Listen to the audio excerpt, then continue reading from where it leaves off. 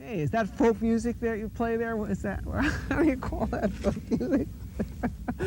I think it was Studs Terkel who asked Big Bill Brunzi, did he consider his blues music to be folk music?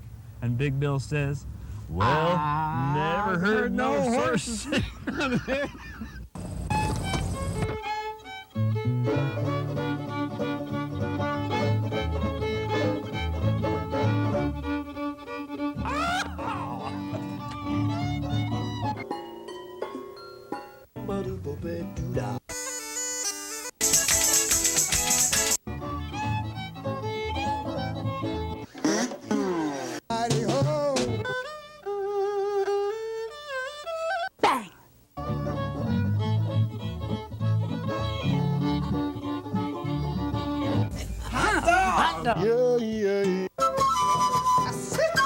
Don't hesitate.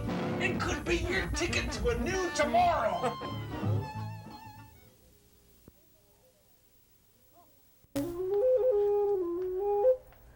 Oh, good evening, everybody out there in TV land. Oh, perhaps you are surprised to see my face. I am Samar.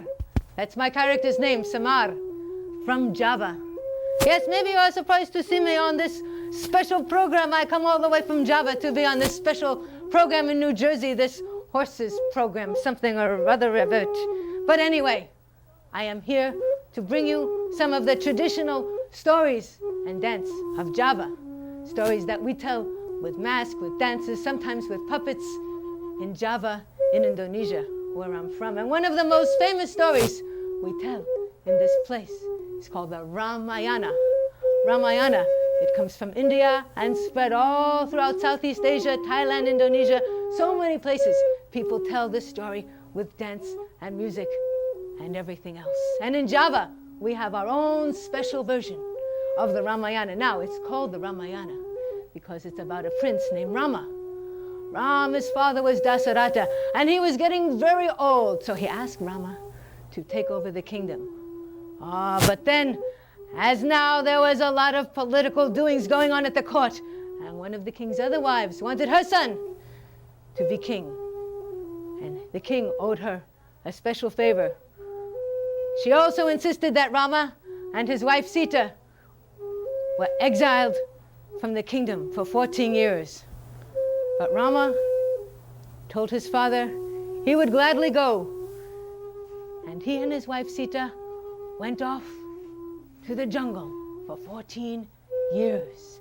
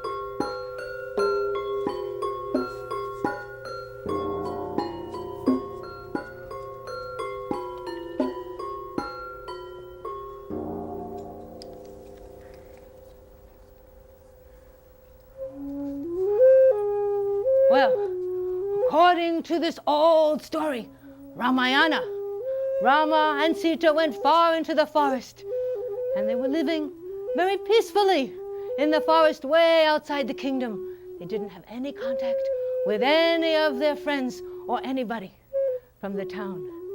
But then something happened, of course, or I wouldn't be telling here a story to you now. There was a horrible demon at that time that nobody could control. His name was Rahwana. And that demon was so powerful, he had learned how to fly through his practice of black magic. He was flying over Java, and he saw the Princess Sita and fell in love. Well, the demon came and swept Sita away one day when Rama was out hunting a golden deer. It's another long part of the story. I don't have time to tell the whole thing to you now here. Rama then asked help from a very special figure in Javanese stories, the noble white monkey Hanuman, who also could fly.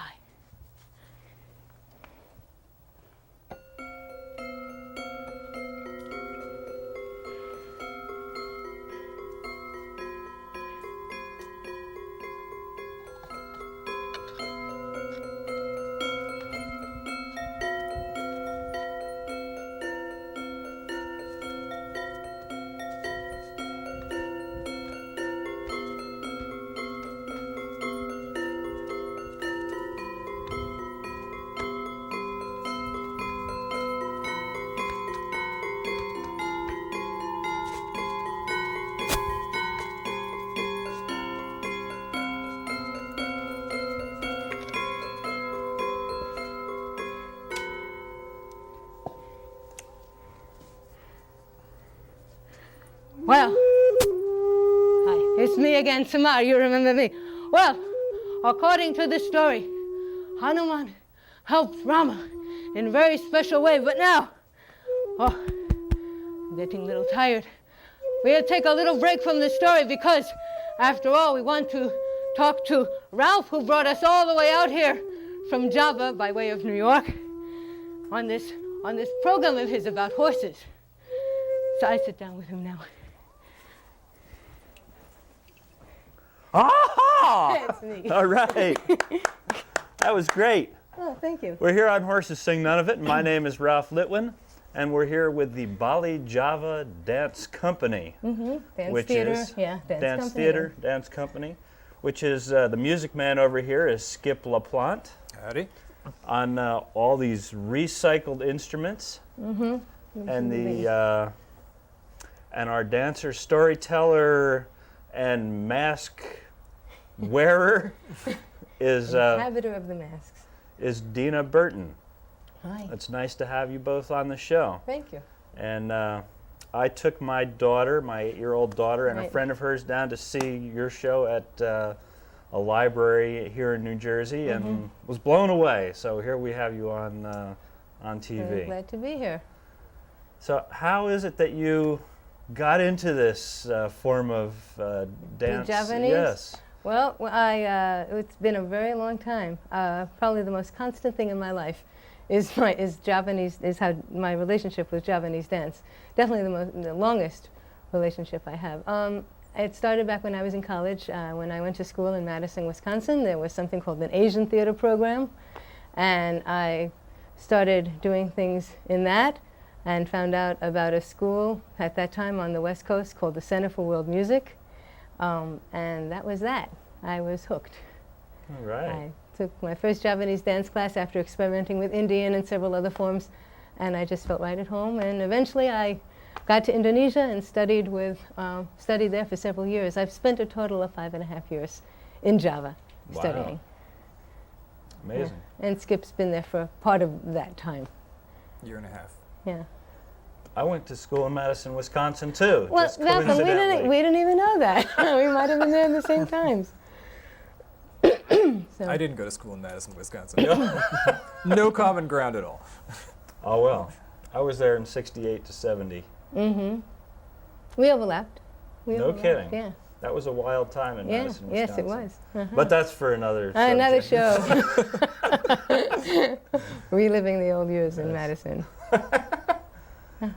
And Skip, tell us, how did you get involved in Javanese music on recycled instruments of all things?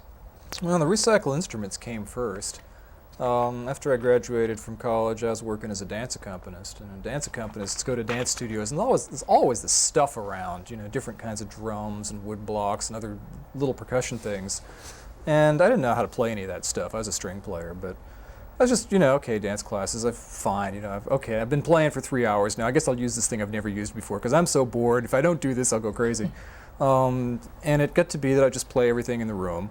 And then there was one point where I was living on a farm down here in Belmead, New Jersey, and I went back to the farm and stuff just started to turn into instruments. It all comes back to New Jersey. What was great about the farm is it had been just kind of a crash pad for 10 years. People were coming with, you know, whatever stuff they came with and didn't take it all away. So there was these unbelievable accumulations of ridiculous things that were on the farm. There were like 10 plates, but there were 72 tea saucers. So, you know, I kind of looked at 72 tea saucers. Okay, I can take 50. Nobody cares. And if I break 50 tea saucers, it's fine. And I'm going to make some noise before they all break. And it got to be like that. It is, you know, taking stuff nobody wanted. And it's turned into a thing where I always know there's material there. So I'm just constantly checking around to see if stuff sounds good. So people should know that in addition to being recycled instruments, these are specifically Javanese tuned and styled recycled instruments. Yeah, they'll have cognates in a traditional Javanese orchestra, which is called a gamelon. So we call this the garbage so gamelon. Mm-hmm. That's great. I have heard a gamelon orchestra before. In fact, in Madison, Wisconsin. Oh, much later then. It's later than that, than when we were there, right? Because now they have a gamelon program there, by the way. No, it was a little boost for the Madison, Wisconsin gamelon program. It was there. a traveling company that came through town. Interesting. And they had a shadow puppet show and dancers and the orchestra. Wow. And I was struck by how much you've been able to recreate the sounds. Yeah, it really is. Well, part of it is just for Western listeners, you're used to hearing guitars and pianos and drums and stuff, and this is different. And one of the things you're capturing is just simply the differentness. Indonesian instruments tend to be metal things that you bang on. So here's a bunch of metal things that you bang on. Already we're close. And then if you tune them up, these are actually tuned in an Indonesian scale called pelog.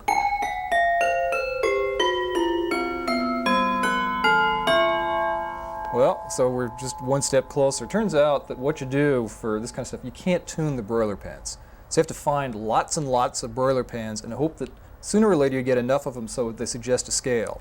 It took years of searching throughout broiler pans in New York City before Skip finally assembled an entire pelog, which is one of the Javanese scales. Okay, great. You know, the pipes are easy to cut, so you can do that in an hour or two. But actually, if people out there listening are interested in hearing a traditional gamelan orchestra, we also play in a traditional orchestra in addition to doing these activities, the Indonesian Consulate Gamelan, and we're performing in conjunction with the Brooklyn Philharmonic at BAM, the Brooklyn Academy of Music, February 16 and 17. So you can call BAM for information about that. Of course, when the show runs, this may have been last year already, so.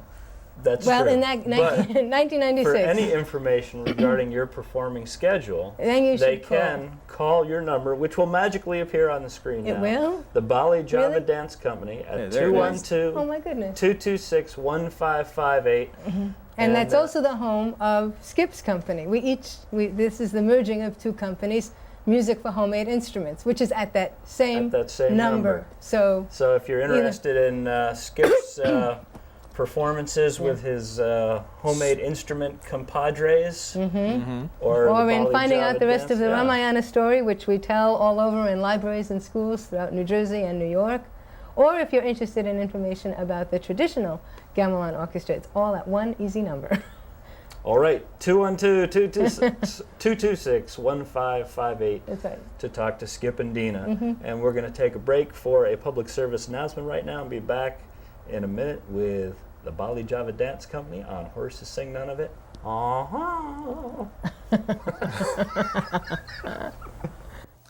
Hey, what's this upside the wall? Why, it's information about country, folk, and bluegrass music.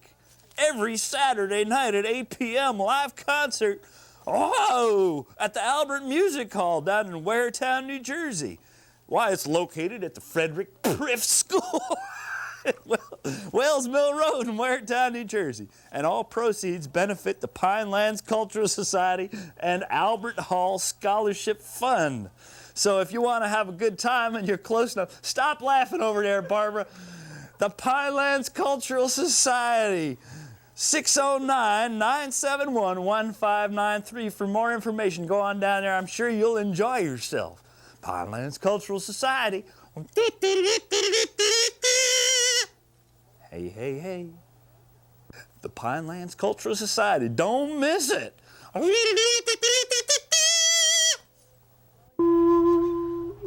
Hello. Hello again. Still Samar here, performing on the horses, I don't know, something of it. Show. Yes. Well, we were in the middle of the Ramayana story, but this is a story takes a long time to perform. We don't have the time for the whole story. But if you want to hear the rest of the story, you should call that number that was on your screen before. I hope you wrote it down. Okay, if you didn't write it down, 212-226-1558. You should call us, and you can hear the rest of that story. But now, I will take some time to show you some of the many characters we dance and have that appear in Javanese stories, in the Ramayana, in some other stories, many stories we have in Java. Now the next character, my special friend, Luchon. Oh, she's very, very nice lady. I hope you will like meeting her.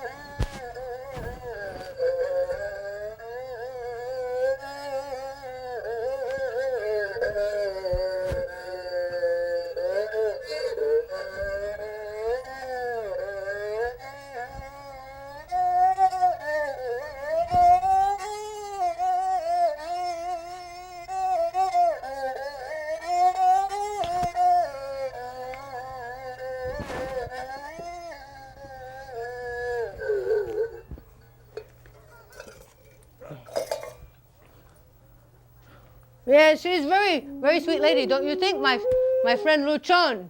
Oh, she's very popular in Javanese stories, always appear doing some fooling around or some trick or something like that. We have many different kind of characters that we tell in our stories. Even you saw before in Ramayana, prince, princesses, monkey, special Hanuman, and also we have so many kind of demons. Some scary demons, sometimes almost funny demons. Now this next demon I'm going to show you, he is very funny. He is called, in Indonesian, Buta Terong. Very funny name for American audience. It means eggplant giant. Maybe little kids think, oh, the big eggplant, I don't want to eat him, he's a giant. Eggplant giant because he has a nose that looks like an eggplant. And he's kind of a funny demon. I show you Buta Terong.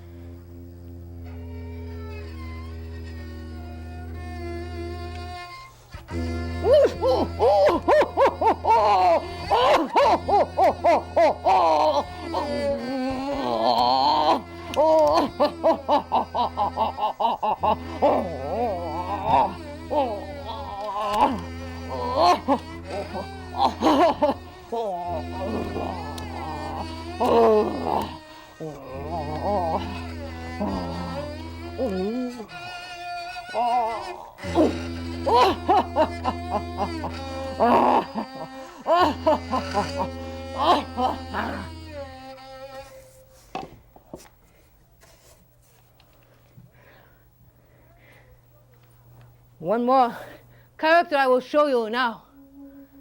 Maybe you have heard of Krishna. In Indian mythology, he is called Krishna. In Javanese mythology, in our stories, we call him Krishna. Very noble, related to the gods. And Krishna always is helping make peace in the stories between the warring sides in whatever story it is. Krishna.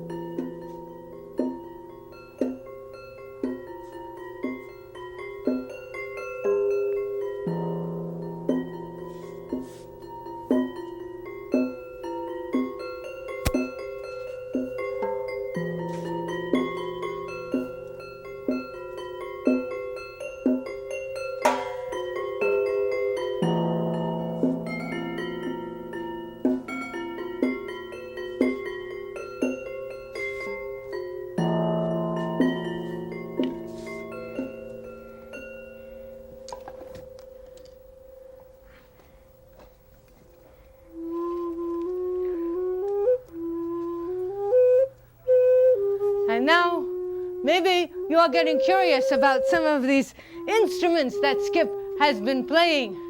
Sort of like gamelan instruments, what we call gamelan in Indonesia, but his own instruments. So now we are going to show you a little bit more about how Skip makes these instruments and how he uses them.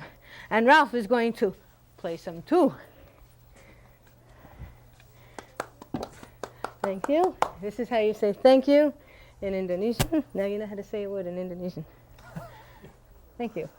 Yeah. That was a very nice tour of some of your characters. Oh, thanks. Thanks. Yeah, we have a lot more masks at home. When we go to Java, Skip tends to go gong crazy. We have stacks of gongs in our house, and I go mask crazy. We bring home tons of instruments and masks. Sounds pretty exciting and fun. Mm-hmm. So, tell us about this one in particular. I really like this. You like this one? Okay, this one's hard to see when I'm just sort of playing it because the string just blends into my arm here. A lot of what we do with instruments is we will borrow an instrument concept from some other country. In this case, this is called a goop-goopy. It's from North India. And the only real difference between their instrument and my instrument is the tin can. In India, they'd use a gourd. And the reason they'd use a gourd is that gourds grow every place. It's really easy to get them, and it's really hard for people to get tin cans because only the rich people use tin cans. Quite the opposite here, where tin cans are in the garbage every day, and just try and get a hold of a gourd. So anyway, their style of playing it is just to pluck on the string here. You're looking at just a wire attached to a handle. The other end of the wire is kind of just attached to something, so it won't be pulled through the hole in the can.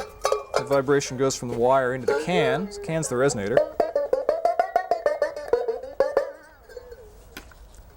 And sort of my innovation was to start bowing it.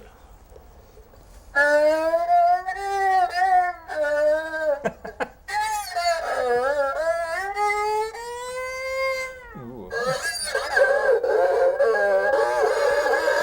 Look out, Jimi What did he Hendrix. say?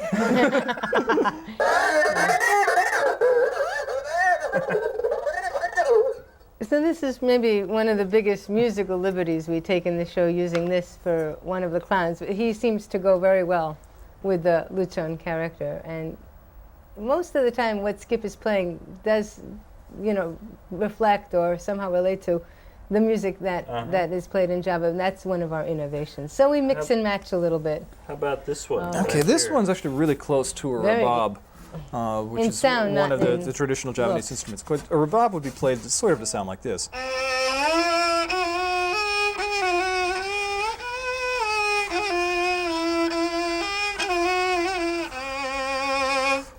So that's not what I was doing with the demon. I said, okay, we'll just sort of play around and play crazy demon noises. So sort of the hollow tube concept is Australian didgeridoo. And then what you're watching is actually one of the first performances ever of a wind and string instrument being played simultaneously as both. Yeah, that's right. That's a first. First, right here you on saw it the here. Sing None of It. And we should also mention that Skip was playing that instrument because when we have when we have full-length performances, we have a car that we bring stuff in. But we came out by train today, and we couldn't bring all the heavy equipment that we usually bring with us. So the demon musical instruments were not here.